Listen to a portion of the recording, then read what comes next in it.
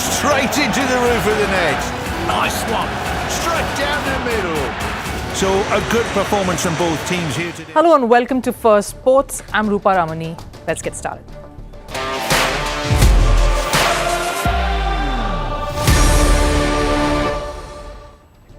On the show today, Indian women cricket team snap out of the slump to register a comprehensive win over Sri Lanka at the T20 World Cup. What worked and what needs to happen for India to make it to that semi-finals? The new rivalry in the football world is clearly between Israel and France. The two are heading for a face-off in the Nations League tournament tonight, and it promises to be a high-octane clash, much like the political backdrop that's taking centre stage rather than the footballing skills. And is Jannik Sinner finally turning a corner? Fans lashed out at Nick Kyrgios, the Australian tennis player, for taunting Sinner about the doping row once more. After a few torrid weeks, is Sinner finally coming out of the shadows? What has made fans' spite turn to fandom? But first, a look at all the headlines on Sports 360. Starting with cricket, India decimated Bangladesh by 86 runs in the second T20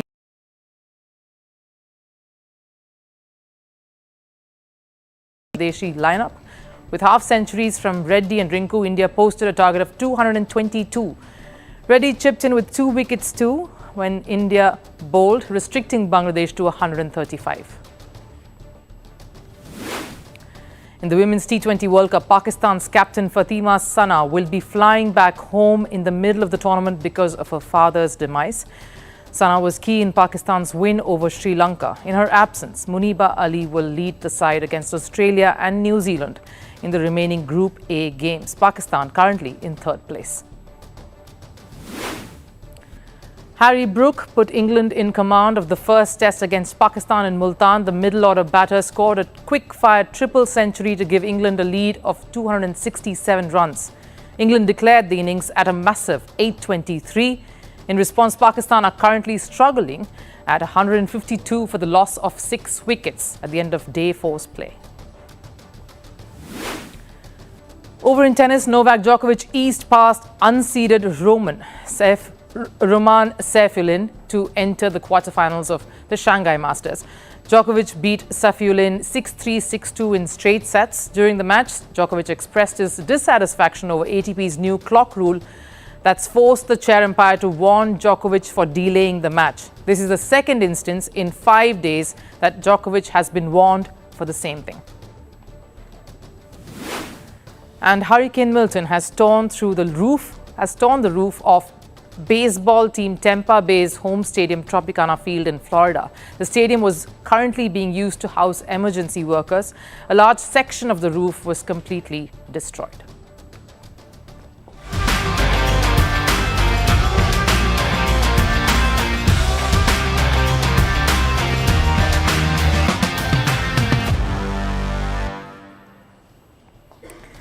You're watching the special coverage of Women's T20 World Cup, Quest for Queendom. Speaking of comebacks, what a comeback Indian cricket team has made. They clawed out of the losses in the first 2 games to register a resounding win over Sri Lanka. They ticked many of the boxes that they had failed to in the last 2 matches, their first 2 in the tournament. And it's been an incredible turnaround for India. So before we look at what's next, let's tell you what went right. They were criticised for their slow run rate, for playing conservatively. The seniors were criticised for not taking more onus in pushing for some explosive batting at the top. That game against New Zealand was a rude awakener, a shock for India.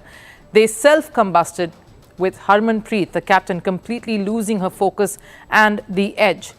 This match saw the 2 key players in that lineup, the senior most, stand up and deliver. Harmanpreet Kaur and Smriti Mandhana played crucial knocks, both scoring half centuries against Sri Lanka to put the pressure back on the opposition from the get-go. In fact, that top order who had failed really stood strong, with Shefali also chipping in at the top. That was the most important takeaway from this game. When your top order scores, especially in these conditions, half the battle is won. Then, of course, came the bowling, and of course, Arundhati and Asha Shobna stifled the opposition so well. Just about everyone is speaking, though, of one thing alone, and it's that catch A stunning catch by Radha Yadav running backwards that sent the opener, and that really was the highlight of India's win.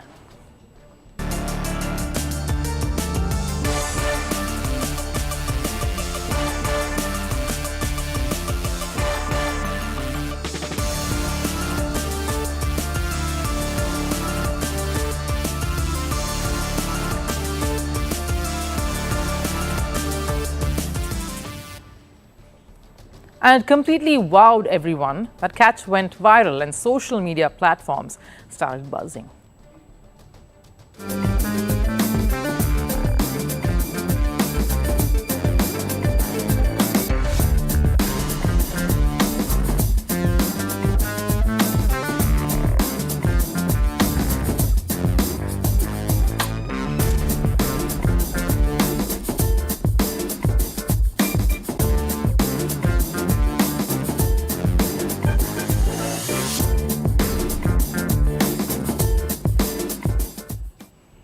Yes, that catch was stunning, and there's a couple of reasons for that. It wasn't an easy one. First of all, running backwards and trying to take a catch will always be a hard act.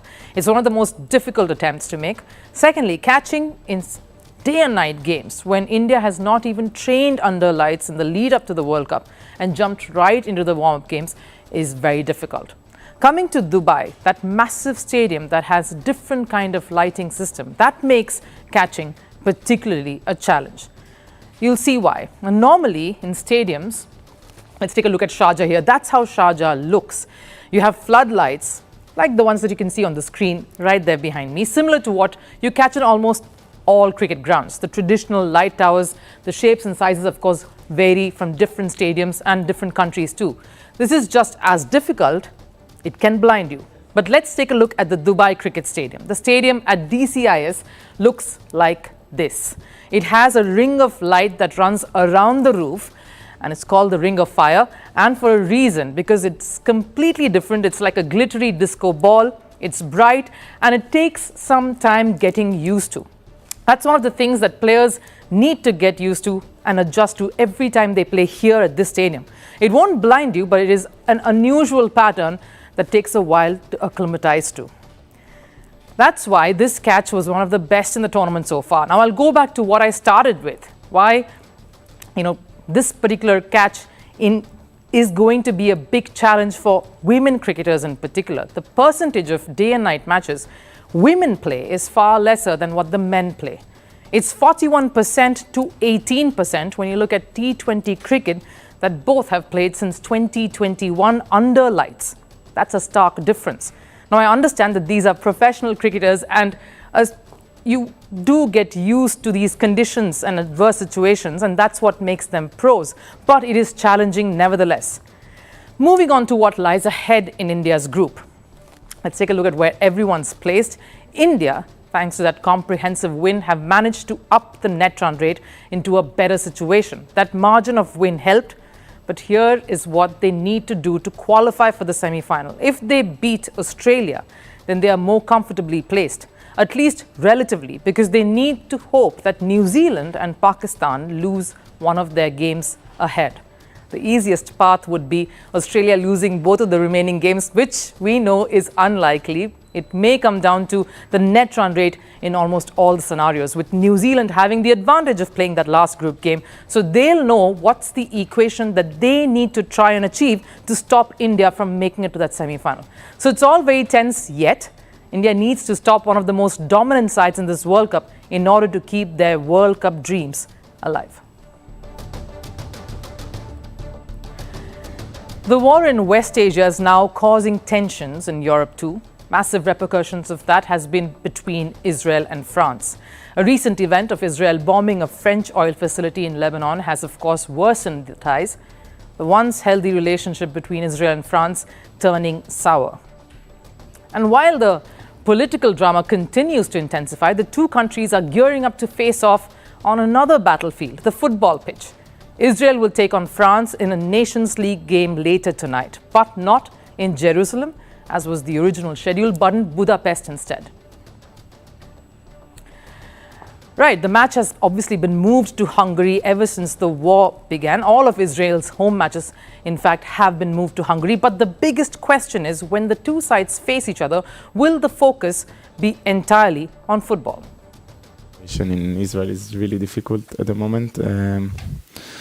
I don't think you can realize how the situation is difficult when soldiers defend our borders, kill for our country, so we can keep playing football and doing what we are good at. But we understand that our country is in different days, and there are some things that are much important than our games. You just heard the Israeli captain there, Dor Peretez, saying that he feels the intensity and the pressure, that the backdrop of the war cannot escape this face-off. This, of course, comes just hours before the two sides will step onto the pitch. Clearly, football alone won't be the focus. We know that, and rightly so. The Israel and Hamas war has been going on for over a year now. A war that has seen casualties and bloodbath, and the military battle has now seen the involvement of Iran and Lebanon too. But in the context of the Israel and France match, Peretez's statement is not a reflection of the situation in West Asia, but the ongoing tensions between the two countries.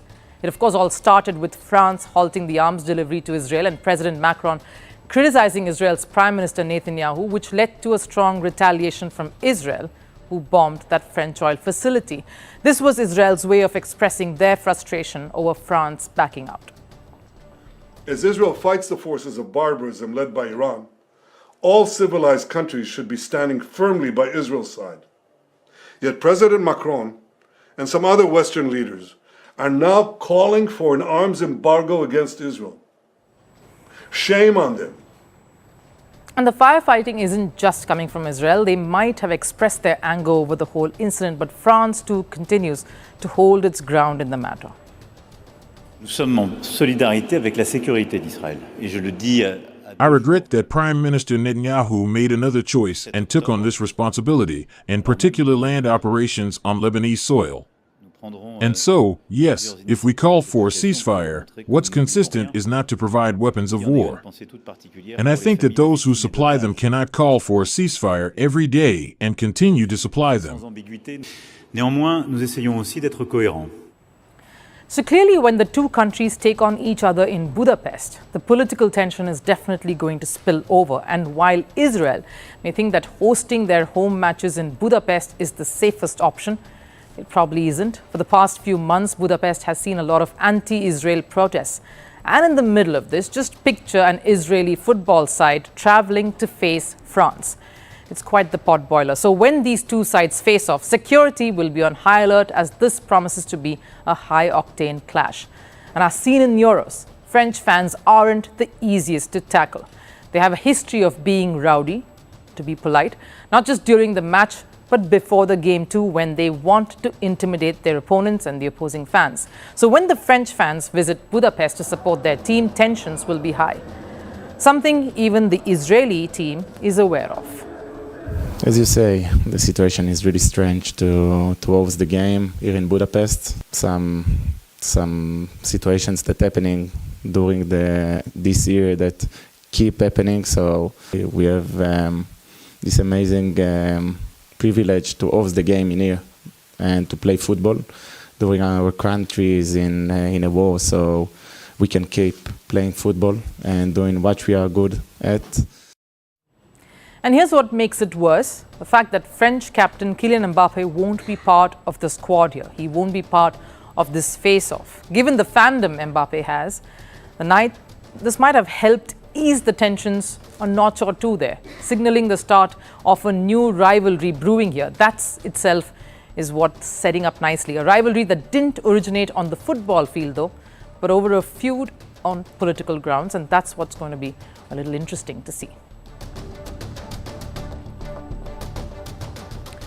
Jannik Sinner is inching closer to another ATP title at the Shanghai Masters. The world number one has entered the semi-finals of the tournament, beating Daniil Medvedev in straight sets. But making it to these crucial rounds at major tennis tournaments alone isn't making Sinner happy. Fans have once again started backing the Italian. It has been a torrid few weeks for Sinner. The world number one received a lot of backlash following his doping scandal just last month. Just about everyone was cornering the 23-year-old, whether it was on social media or many other voices across the tennis world, especially because ITIA, the International Tennis Integrity Association, let Sinner go despite testing positive for a banned substance not once, but twice. And while the tension with WADA's appeal in the Court of Arbitration for Sports is still on, a lot of fans seem to have found their way back to the world number one, at least on social media platforms. Fans rushed in to defend Sinner when Australian tennis player Nick Kyrgios launched into another one of his scathing attacks on the US Open champion. In a Q&A session online, Kyrgios was asked if he would play a doubles match with Sinner, to which he said this.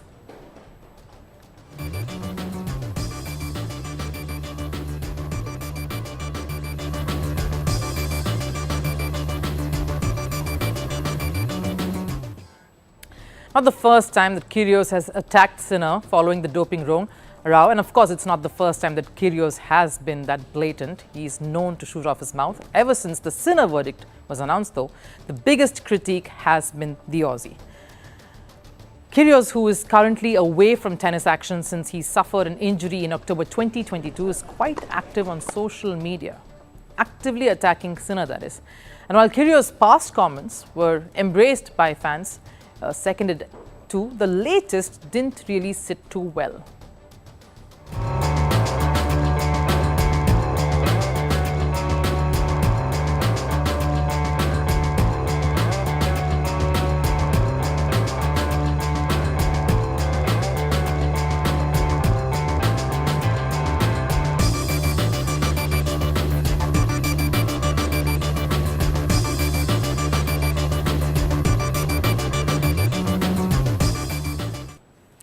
We saw all of those reactions. So what has changed suddenly? The same fans who wanted Sinner banned seem to be in unison now, favouring him, supporting him. The biggest reason, of course, has been Sinner's continuous transparency on the matter.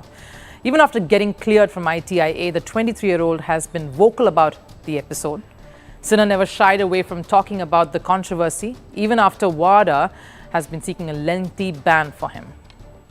I'm very disappointed and also surprised of this appeal, to be honest, because we had 3 hearings. All 3 hearings came out very positively for me. So, I was not expecting it. Maybe they just want to make sure that everything is in the right position. And yeah, I'm just surprised that they appealed. Sinner has been calm and mature through all of this, while the noise around him has only intensified. Sinner held his ground that he didn't consume the banned substance intentionally. Sure, many in the tennis world feel that Sinner was given preferential treatment, but Sinner's side of the story never changed. Despite prominent voices chipping in, speaking about their shock rather than supporting him or backing Sinner.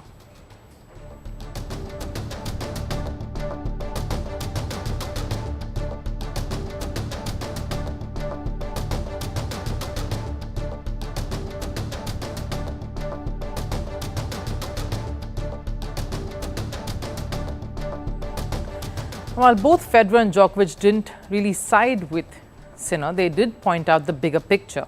While Sinner did test positive, if anyone needs to be questioned, it should be ITIA and their verdict.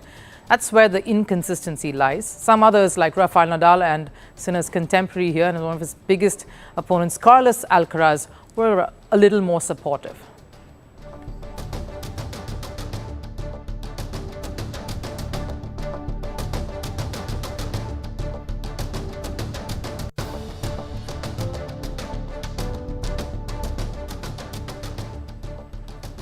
Alcaraz really striking the nail on the head there. Despite all the buzz around him, Sinner has continued doing one thing and doing that really well.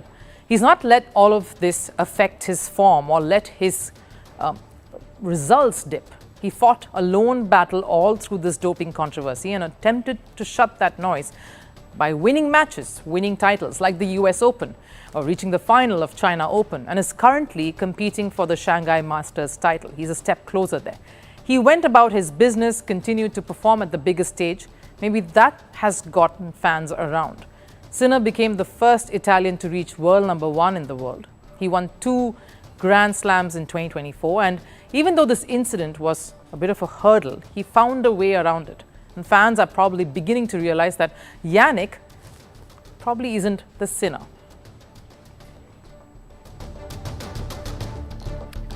Time for last serve. One of the greatest tennis players of all time and the 22-time Grand Slam winner, champion Rafael Nadal, has announced his retirement finally. The Davis Cup final in November will be his last. Here's our farewell to a legacy that defined world tennis.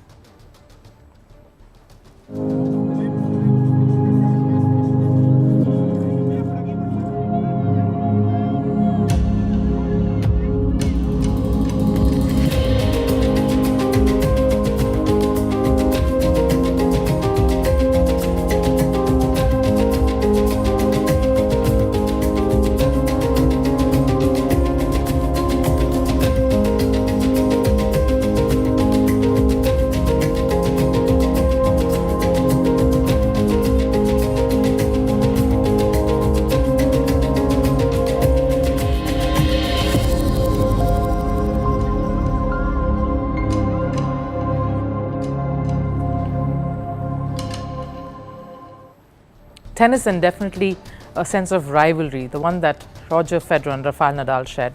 It'll never be the same again. The sport will never be the same again. Thanks for joining in here today. That wraps up Firstpost. I'll see you again tomorrow. Till then, take care.